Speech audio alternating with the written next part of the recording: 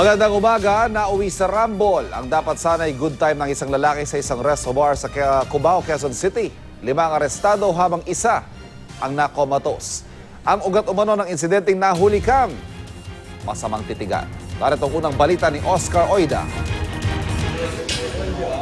Kung pagbabasihan ang kuwang ito ng CCTV sa isang resto bar sa Cubao, Quezon City, makikitang nagkakasiyahan pa sa umpisa ang ilang grupo ng kalalakihan.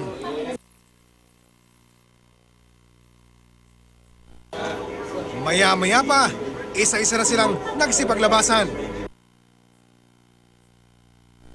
Matapos may sara ang gate ng naturang resto bar, sumiklab na ang umaatikabong bakbakan. Sa isang banda, makikitang nagpapambuno ang dalawang ito.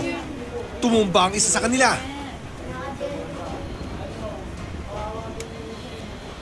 Dito na siya sunod-sunod na hinampas ng kanyang kalaban.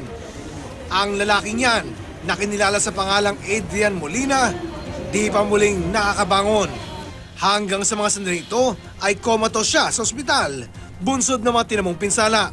Umaawat nga lang daw po siya, tapos ayun siya na lang po yung nugbog.